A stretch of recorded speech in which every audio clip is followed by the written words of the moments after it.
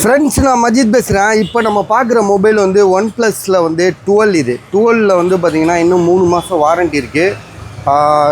12 GB RAM, 256. One plus 12 சரியா. One plus 12 வந்து பெருசு, உங்களுக்கே தெரியும். 13R பெருசு இது.